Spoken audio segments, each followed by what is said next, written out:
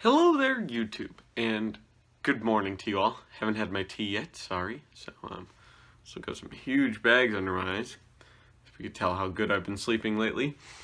But today we're going to be talking about, as it is Saturday, which is Helmet Day, as you guys do know, the wonderful Italian Sept 2 helmet, which is kind of an interesting take on the Pasget. It's got a lot of weird features on it that you don't normally see on a helmet this new, or really a lot of helmets ever. But it has a lot of Pasget influences, and more than just the shell, as I'll show you when we go to look at the liner and stuff like that. But this helmet came out in the late 90s to replace the M33 helmet. So the M33 helmet was a design of helmet that dates back to 1933. It was used through World War II, through the Cold War. It was exported to other countries as well. It went on to influence Bulgarian helmet design in the 50s and stuff like that. It was actually a very, very good helmet for its day and age. It had a leather suspension system on kind of a frame that was on spring clips that pulled the helmet away from the shell, so the whole helmet had this kind of movement to it. So it was very good at defeating impacts because the whole helmet was springy, which was nice. This helmet finally brought the Italians into the modern age. It is a Kevlar helmet design. It works kind of mixed results, but this is essentially a Gen 1 Kevlar helmet. Even though the 90s was kind of when you start to see Gen 2 designs being tested and stuff like that, the late 90s and stuff like that, you see Italy come out finally with their Gen 1 helmet. And it's a very good Gen 1 helmet, considering, you know, Gen 1 Kevlar helmets are basically the Pasget, which is why you see so heavily an influence on the Pasget. And the British ballistic nylon Mark 6 and the Israeli fiberglass Orlite. Those are basically Gen 1 helmets. So this is like a Gen 1.5 Kevlar helmet. It's a really, really neat design. It's really, really comfortable to wear. A lot of Pasget helmets aren't really all that comfortable to wear, and I'll show you why when we get into it. Get into looking at the liner, but this helmet is still actually currently in use. It is being replaced by, I think, another version of a similar design helmet that I'm unsure of the name of, but I think they're finally bringing it more into the modern era, or maybe it's just a revised version of this helmet. I don't know. I haven't seen much of them. I'm not really that much of an Italian collector anymore, unfortunately. But this is a very, very neat helmet. Especially when we get to look into the markings and all the other good stuff. This helmet tended to be kind of hit or miss as far as liked by the Italians. They tended to talk about its ineffective quality at stopping debris and stuff like that. It tended to be quite fragile helmet. They complained about the shininess of the helmet, because as you see, this helmet is very shiny, so when it gets wet, this thing is incredibly shiny, and it sticks out, which can give away your position, especially at night. On like a clear night and your helmet is wet and the moon is shining, you get this very kind of glistening, almost like disco ball effect off your helmet. The Italians really didn't like that either. And the chin strap is kind of a diabolical type thing, but I'll show you that it's actually not quite as bad as it looks, but it could be a lot better. It could be a ton more stable if they would put like an actual chin cup on it, but it was designed to be worn a couple different ways for specific reasons, and it's not uncomfortable, it's just not the most stable design. So we'll get into that right now, and so we'll flip the camera around, take a look at the liner of this thing, and compare it to probably one of the best helmet designs of the equal times, and I don't know why Italy didn't adopt it, kind of like everybody else. But we will go check that out right now, and then we will come back and show you how it is being worn and all that other good stuff, and how it fits and kind of the feel of it and all the other good things. So stay tuned for that. Alrighty, so here we are with the Italian Sept 2 here on the left, and this is actually a Dutch Schuberth here on the right. They're both in my size, excuse me, which is about a size 58.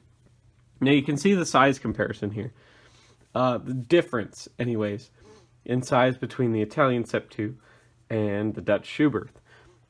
Now, the Dutch Schuberth is basically an exact copy of the German Schuberth that came out in 1988, and production started in late that year. The Italian Sept 2 came out in the 90s, so it's actually later than this design. You can see where this is kind of lacking behind compared to some of the Gen 2 helmets. This would be considered a Gen 2 helmet. It is basically a nylon Pasget style suspension, as you can see. It does have one thing over the regular Pasget though, and that's just this big leather, not really pad, but just kind of strap of leather with some really thin foam behind it. Other than that, it's an exact copy of Pasget suspension. It has the same kind of A washers and screws in it. Sweatband is that kind of very nice Gucci green leather, which is really, really nice, but it is clips. At this time, kind of in the late 90s and stuff like that, the Americans went to Velcro to attach their Pasget chin straps. Kind of in the 2000s, though, you would see that more common on the Pasgets until the ACH would come out. But they have their sweatband held on by clips, and it does have the big kind of standard foam impact liner that you would see on the American Pasget too, for paratroopers and stuff like that, and it comes way far down to double as that kind of triangular nape pad that you would see on the Pasget as well. Now, that's kind of pretty cool that they took that much influence from the American Pasget to do that. But now we'll talk about the chin strap and how it's just this. It's one big long straight strap. That's the whole chin strap, basically, assembly, except for this little piece right here, which is supposed to act as the chin cup. And it has this kind of Gucci green leather cover. But it's all one big long straight strap that you see. It's all folded and contorted through buckles and like plastic D-rings and stuff like that. So it's not super comfortable, and the whole thing can, slide and adjust as I'm showing you here. Like that can go all the way back there. There really isn't anything to stop it. So it's prone to movement. This whole helmet suspension is. And you can see it's a very kind of wide nylon as well. It's got these big, huge like pull tabs on it that can't go through because they are stitched right here. So they can only go that far. So you're always going to have this huge tab flopping around in your face. Back there. And then the chin cup itself isn't really a chin cup, it's just a strap with leather on it. So this would tend to move around, I would think, and it did. A lot of soldiers really, really didn't like it, which was kind of, I guess, a problem, but they did serve for quite a long time.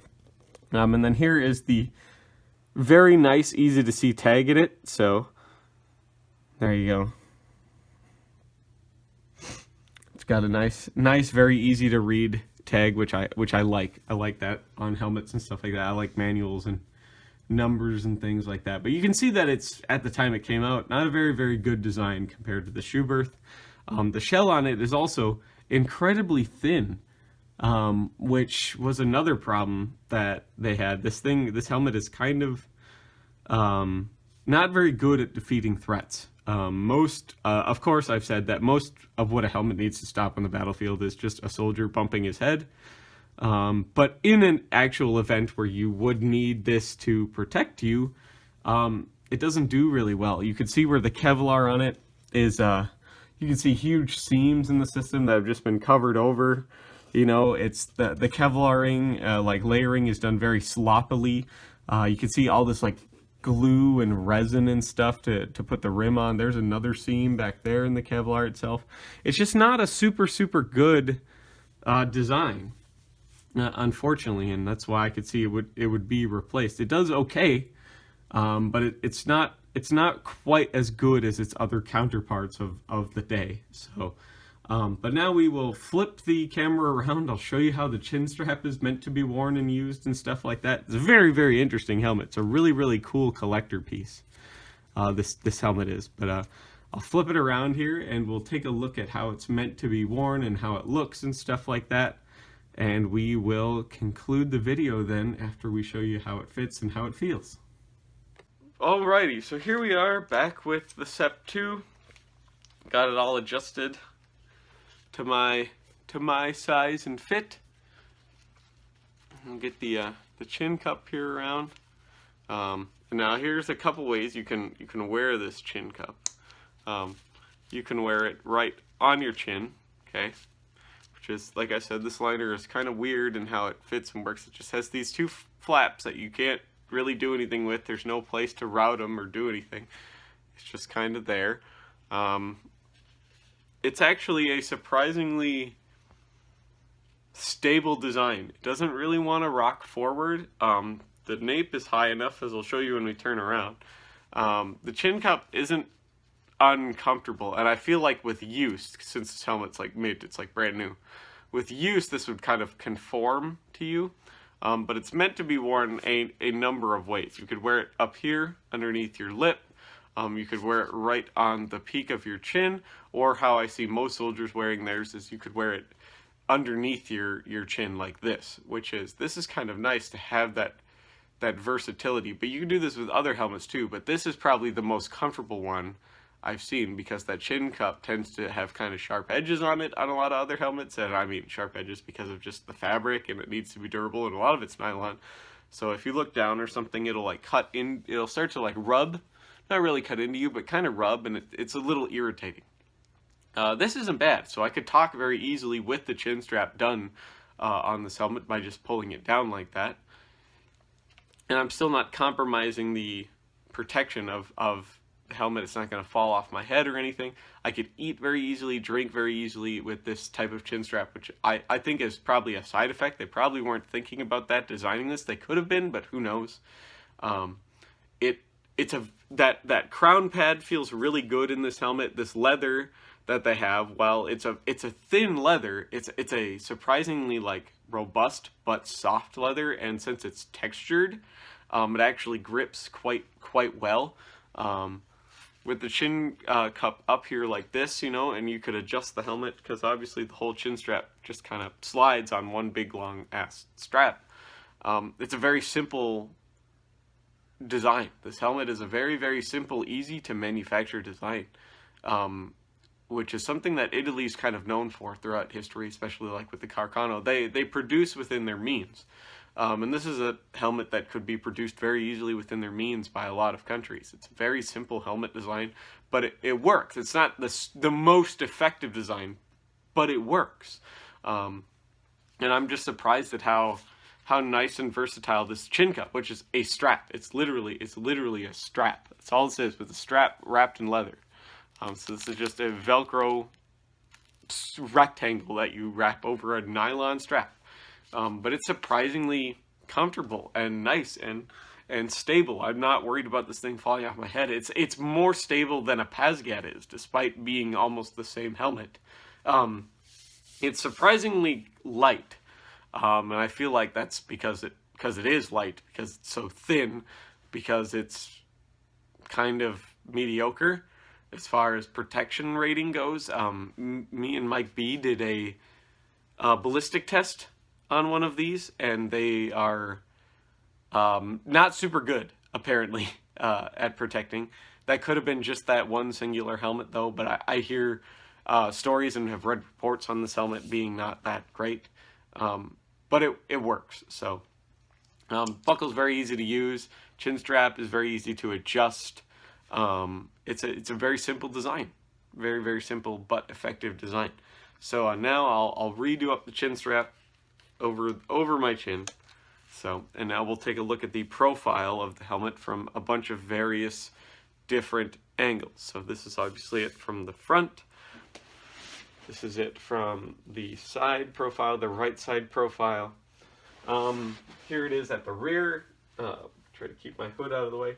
You can see the chin strap goes up quite far, sticks down just barely below the shell with this D-ring. Stays very out of the way, which means you can, even with this awkward chin cup, go prone with this helmet. It's not going to bite into your neck. It's not going to catch on stuff and ride forward. It does have a pretty high relief cut on it, but it's a very comfortable helmet to go prone with. It's not moving around. It's not adjusting on my head. It's not sliding to covering my vision or anything like that. It's a very, very comfortable helmet to wear, despite how simple it is to make. And this is the left side profile of the Sept 2. It's a nice design. I'm quite happy with this helmet. So if you guys have any more information on this helmet, please leave it in the comments. This is a helmet that's very hard to find information on. You find it in little bits and bursts and stuff like that, and because it is so overshadowed by other stuff, I feel like this helmet is kind of left in the dark a little bit. So any extra information, any of you Italians out there that have any experience with these or know anything cool about these, feel free to let me leave some information in the comments. Help me educate the rest of the world. So, but interesting helmet design. It is for sale if you are interested in it. I will ship anywhere within the United States. Can't really ship out of the United States because of ITAR laws, if you are indeed interested. So thank you all for stopping by. Hopefully I will see you all in the next video, and hopefully you learned something cool, and or maybe you just didn't know this helmet existed. So see you all in the future. Bye-bye.